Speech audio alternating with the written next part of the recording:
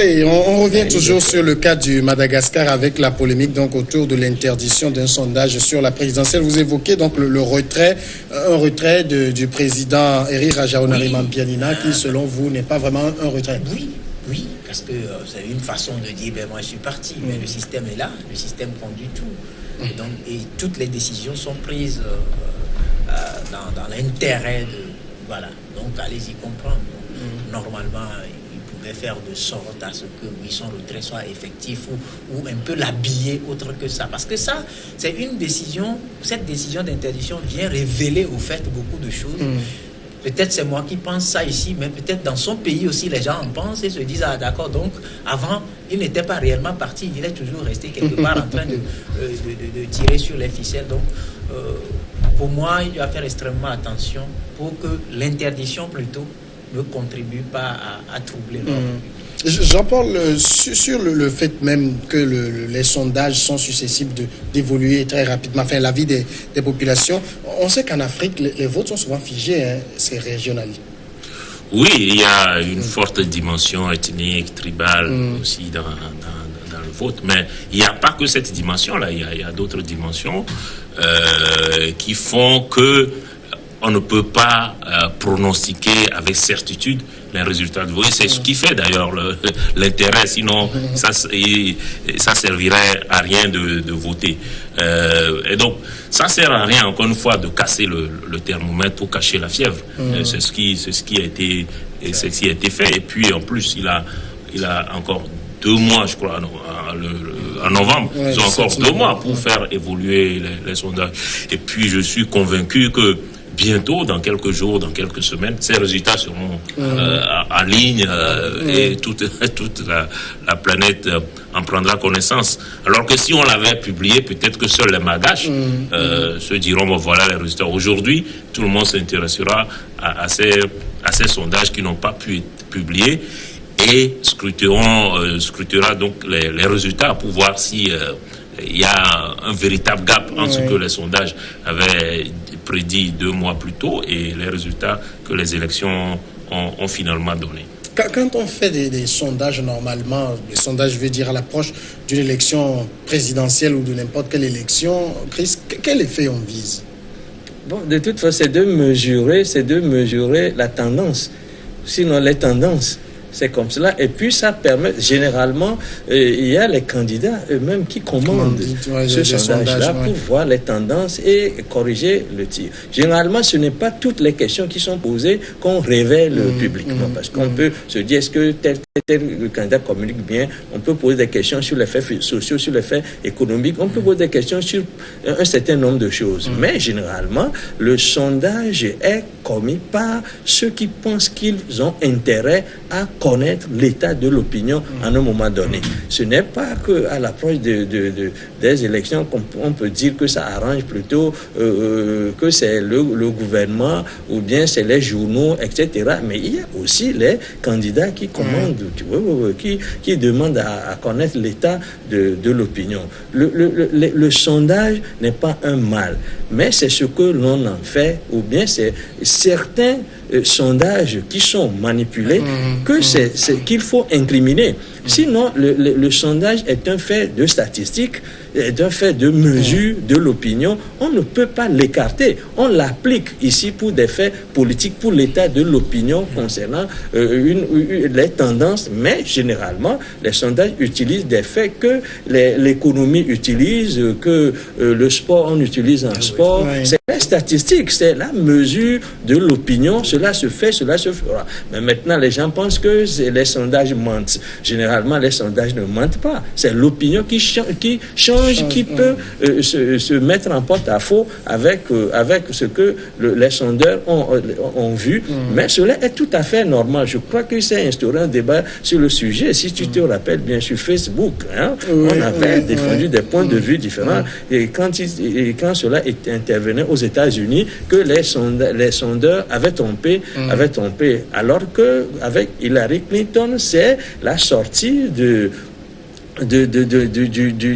chef de la police qui avait réorienté l'opinion, qui a constitué le fait majeur qui a détrôné Hillary Clinton de la position qu'elle a eue jusque-là. Et ça, les gens n'en parlent pas, mais ils se sont focalisés sur l'erreur que peut commettre les sondeurs ou le sondage. Mais je voudrais dire que le sondage est fondé sur des faits de statistiques et que ces faits de statistiques-là sont nécessaires pour connaître, pour mesurer l'opinion, pour mesurer les faits, les quantifier et savoir quelles sont la solution, les mesures qu'il faut prendre. Les sondages sont nécessaires, il faut le dire. Il n'y a qu'en Afrique que certains pensent que nous ne sommes pas encore assez matures, mais non, c'est un faux problème.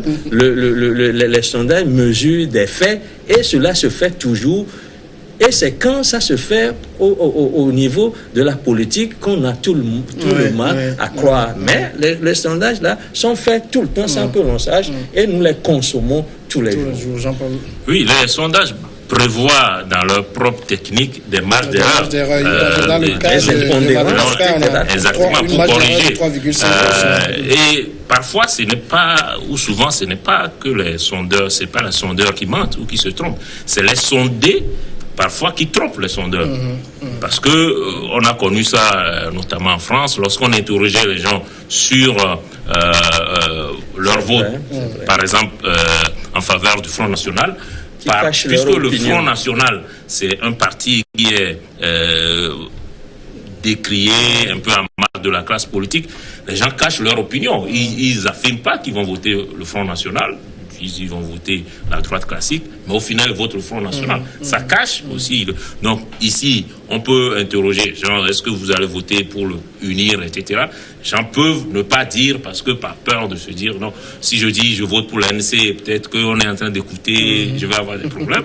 Donc, dire que je vais voter unir, alors qu'au final, il va voter. Donc, les sondés peuvent effectivement tromper les sondeurs. Pour finir sur les États-Unis, je ne pense pas qu'en réalité, les sondages s'étaient trompés. Puisque, au final, en nombre de suffrages, c'est Hillary qui a gagné. Là, mais sauf que c'est suffrage indirect. Oui, c'est un mode de scrutin direct. Donc, exactement, ce qui fait qu'au final, c'est Trump qui a gagné cette élection. Voilà peut-être pourquoi, au niveau de la lecture ou même de l'interprétation, on dit, si, par exemple, concernant l'élection, si l'élection avait lieu aujourd'hui, voilà le résultat. Voilà. C'est pour ça qu'on a situé ça dans le temps. À l'instant T, voilà ce que pense l'opinion. Maintenant, j'avais dit qu'un simple fait peut tout réorienter. Et on a donné l'exemple tout à l'heure de la sortie de Hillary, du chef de la police, qui a tout chamboulé. Maintenant, quand on revient dans le contexte des Nations Unies, partout ailleurs, au-delà de l'opinion nationale, il y a des intérêts. De très gros intérêts qui amènent des puissances à être regardants dans qui vient parce que c'est la question d'intérêt. D'accord? Donc, à ce niveau-là, ça peut prêter à confusion, dire que non, les sondeurs, non. Mais eux, ils font toujours leur travail. C'est pour ça qu'ils ne cachent pas la marge d'erreur qu'il peut y avoir dans le truc. Mais ça ne veut pas dire que c'est à même 80% faux. Parce que là, avec 3,5%, il reste au moins 96% de certitude que ce qu'ils vont sortir est vrai. Et donc, pour quelqu'un qui pense qu'avec 96% là, attention, donc l'interdire, oui, mais il a mal pensé. Comme je l'ai dit, eux tous, les sondages, on les utilise tous les jours. Avant de connaître combien de pauvres il y a en Afrique, avant de déclarer que l'Afrique était le continent le plus pauvre, avant de déclarer, quand Emmanuel Macron disait qu'en Afrique, les gens avaient 7 à 8 enfants par femme. Il a fait comment? Oui, c'est avec tout ça. Eux, ils travaillent, ces chiffres-là, ils travaillent avec ça tous les jours. Donc, c'est la posture de l'apprécier quand ça arrange et de détester ces résultats quand ça dérange qui fait problème à ce niveau-là. Donc il faudra qu'on arrête avec l'hypocrisie. Et puis l'Afrique, il faut reconnaître qu'on a encore beaucoup de pas à franchir parce que c'est pas tout le monde qui peut s'affirmer tout de suite. Oui, moi je suis par exemple ami avec mon aîné Jean-Paul. C'est pas tout le monde qui peut le dire. Ben si je le dis, attends, on va dire que... Mais si déjà, à un instant T, je dois me rapprocher de lui pour qu'on se salue, il faut que j'ai le courage de dire, ben c'est mon ami. Je vois pas. Donc l'hypocrisie là aussi, ça fait que les gens sont incapables de dire réellement ce qu'ils ressentent. Et ça devient leur habitude. Et quand tu vas généralement à l'hôpital, ils trompent aussi les médecins pour ça. Oui, parce que il a honte de dire que j'ai telle maladie. Il a honte. Et il dit le contraire.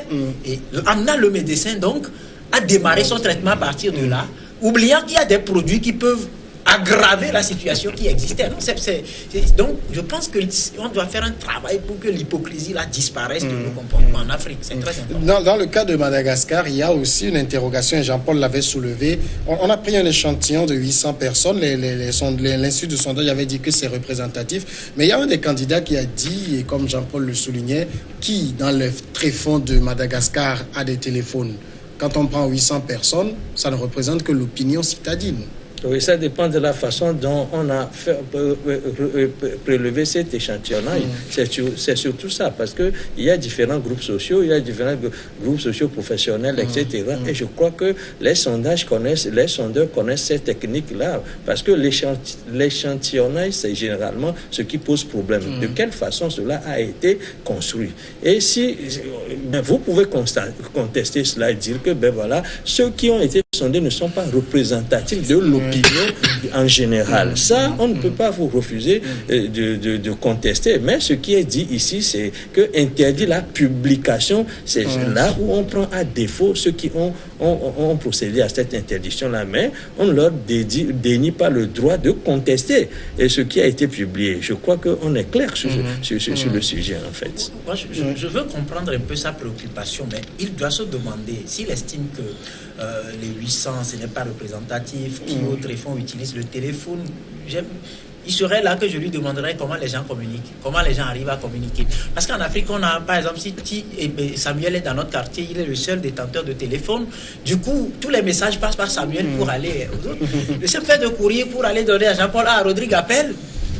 Ça aussi, ça rentre dedans. C'est leur boulot. Ils savent par quel moyen. Quand ils disent que c'est avec le téléphone, ils l'ont fait. Ils n'ont pas dit que c'est avec les téléphones appartenant aux personnes interviewées. Non, c'est-à-dire il peut arriver réellement que ce travail-là soit quand même mal fait. Oui, non, ça, on ne le cache pas. C'est possible. Oui.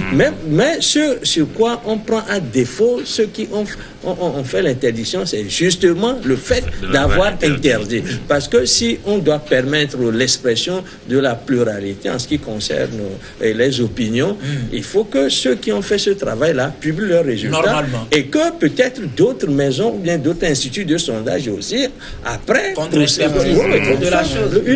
la contre-expertise pour infirmer le résultat. Il pouvait se baser sur les sondages pour dire combien de personnes utilisent les téléphones dans le pays. Il peut même commanditer aussi. Il peut commanditer aussi un autre sondage. Voilà, le fait et de façon discrète qui soit en sa faveur. Voilà. Mais les gens le font. Mais c'est dénier le droit aux autres de mesurer l'état de l'opinion. Je crois que c'est là que le problème se pose. Changement de sujet, nous passons maintenant au Cameroun. Samuel Eto'o appelle à voter Paul Biya, l'international de football. Samuel Eto'o a publiquement appelé ce jour, depuis le palais présidentiel d'Etoundi à Yaoundé, à voter pour le président sortant Paul Biya pour la présidentielle qui aura lieu le 7 octobre prochain. Le plus important, a-t-il dit, c'est que mes frères fassent comme moi. Moi, personnellement, je vais voter le candidat président Paul Biya pour toutes ces choses qu'il m'a apportées dans ma vie, dans ma carrière et toutes ces choses que j'ai connues parce que je n'ai connu que ça, a déclaré le footballeur. Je rappelle que Samuel Eto'o est né en 81, Paul Biya est devenu président en 82. Jean-Paul Agbo, est-ce que Samuel Eto'o a raté une occasion de se taire? Non, pourquoi c'est vrai que j'ai suivi un peu la polémique sur les réseaux sociaux. Et Samuel Eto'o, il est camerounais, il est en âge de voter, il est électeur. Pourquoi il serait le seul Camerounais à ne pas pouvoir exprimer son opinion?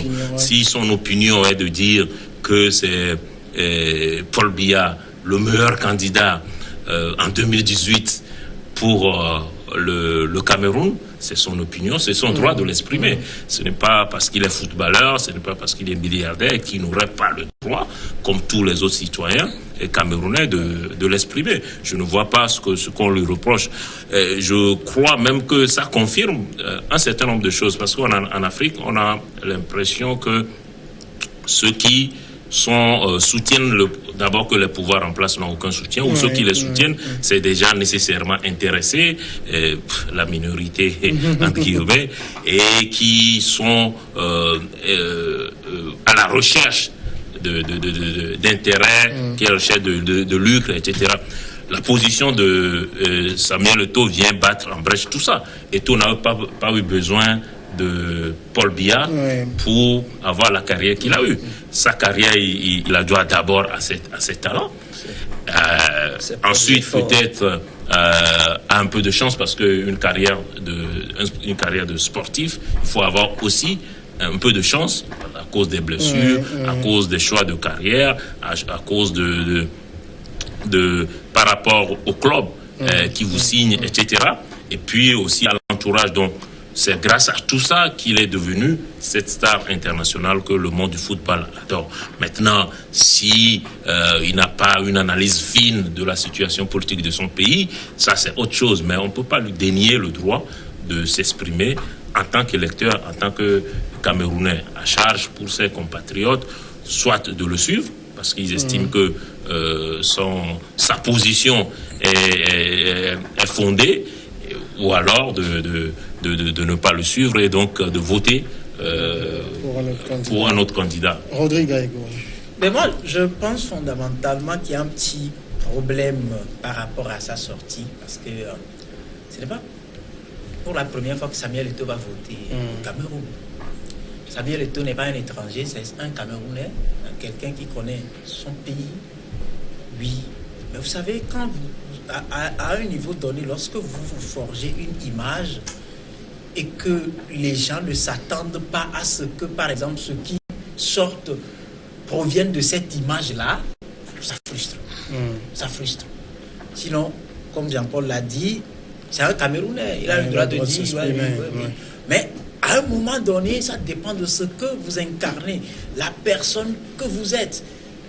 Peut-être tous ceux qui ont confiance en vous, qui estiment que vous êtes un leader, qui puisse être sincère envers soi-même. Oui, peut-être qu'il est sincère envers soi-même. Moi, j'irais jusqu'à dire, écoute, si moi j'ai un père, les gens peuvent dire, écoutez, c'est un assassin, c'est un voleur, patati patata, si je mange bien tous les jours, mais écoute, je n'irai pas dire qu'il est voleur ni assassin. C'est aussi ça le problème. Donc, je crois qu'aujourd'hui, pour moi, il devrait se taire. Il devrait se taire. Il devrait se taire. Ou soit il devrait avoir une autre façon de le dire. Et puis s'arrêter quelque part sans trop aller loin.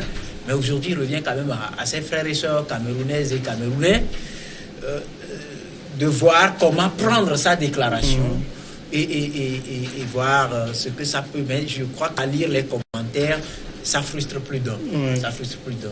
On ne s'attendait pas à ça. De la part de ces stars ou de ces personnalités qui ont une envergure qui va au-delà des frontières de leur pays, beaucoup s'attendent à ce qu'ils aient des positions plus mesurées sur ces genres de questions. C'est-à-dire, avec quoi mesurez-vous leur opinion? Là, il a été brûlé. C'est la question. En Côte d'Ivoire, avec Didier Drogba, par exemple. Avec Didier Drogba. C'était en situation de conflit.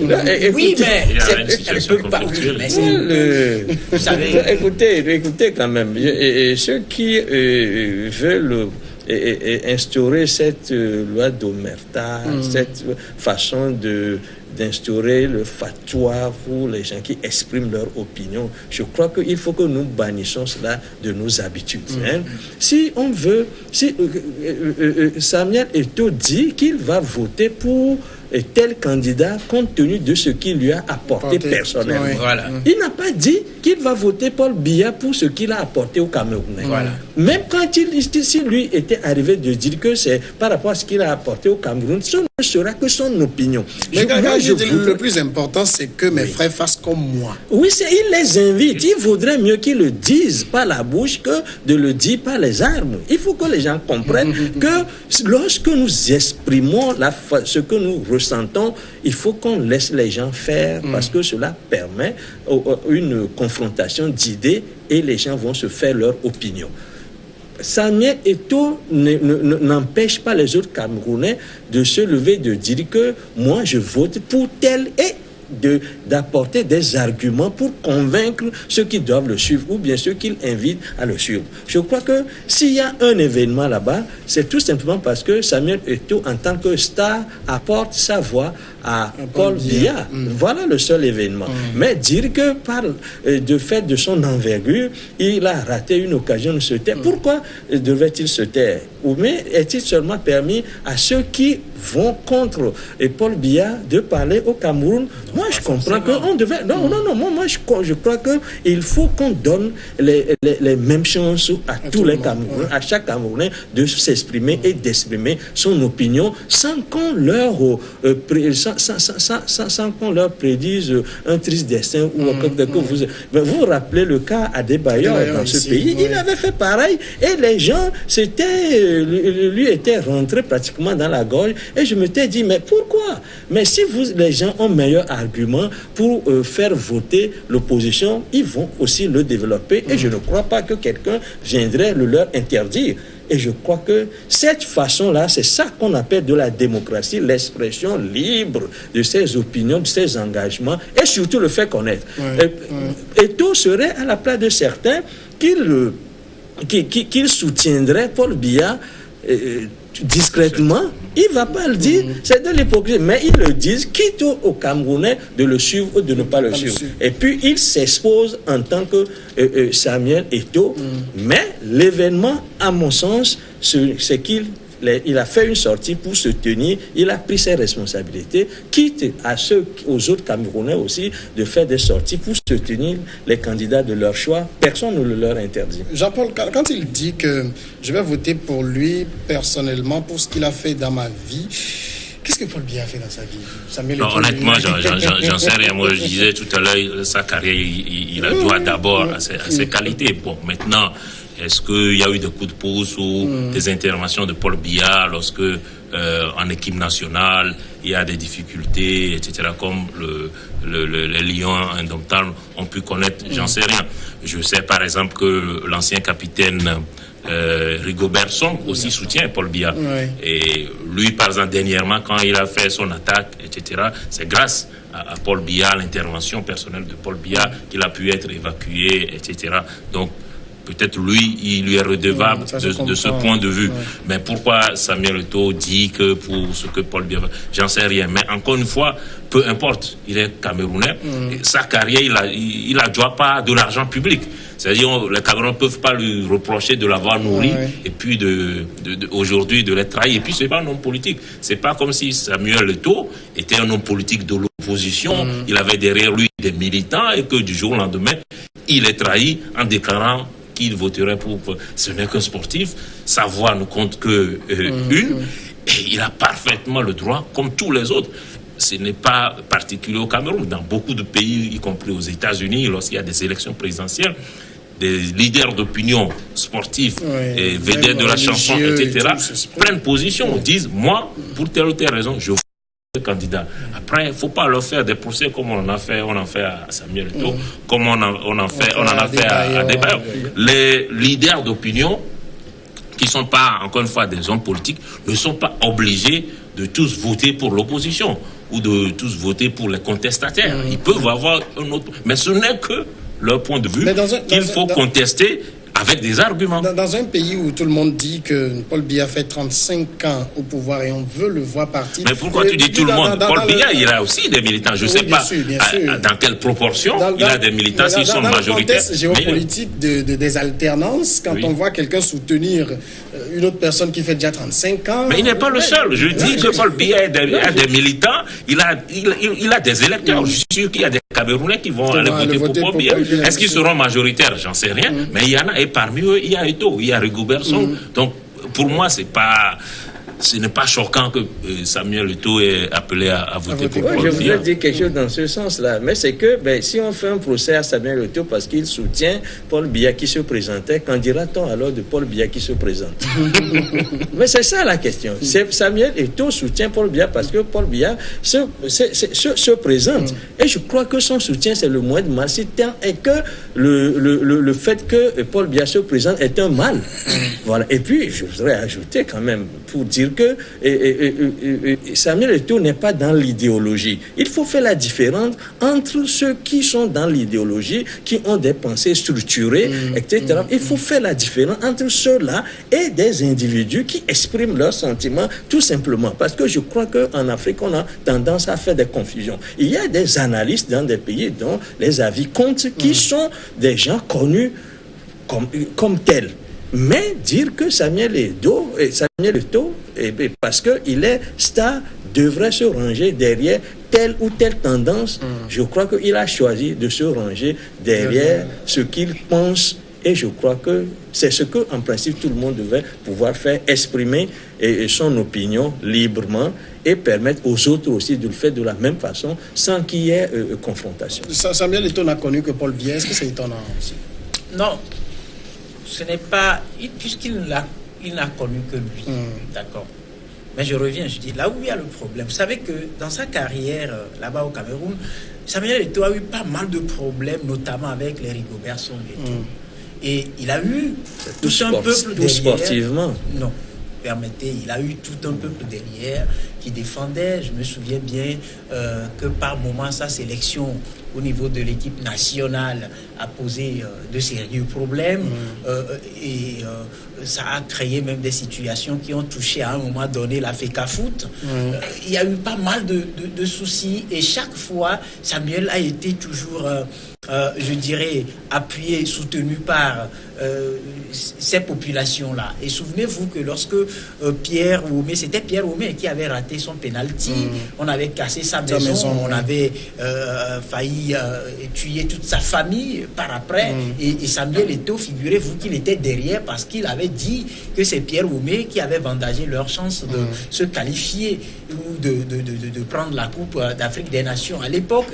Et par après, Samuel Eto'o en a raté en 2006 en Égypte. Et quand l'arme a failli être retournée contre lui par le biais de Roger Mila, mais il a fallu encore que les populations disent non, écoutez, c'est le seul qui reste. Donc, c'est pour ça que je dis, face à tout ça, ça ne peut que frustrer ceux-là qui pensaient qu'il avait une lecture de leur vécu quotidien, puisqu'ils estiment tous que malgré les 35 ans, ce n'est pas le miel, le panier de la ménagère, ce n'est pas ça. Donc, c'est en cela que je dis, sa déclaration, moi, ça ne me pose pas de problème. C'est pour ça que j'ai donné l'exemple de l'enfant qui se fait nourrir par son père assassin ou voleur. Il ne va pas dire le contraire. Il mange bien là-bas. D'accord? Mais quand on veut se faire une certaine image à un moment donné, à une dimension donnée, je pense et je continue de le dire, il devrait se retenir un peu. D'accord. Est-ce que si Samuel Eto'o avait dit qu'il ne faut pas voter pour Paul Biya, est-ce que ça aurait posé problème? Non, c'est difficile à savoir. On va marquer la pause parce que le journal est déjà là tout à l'heure.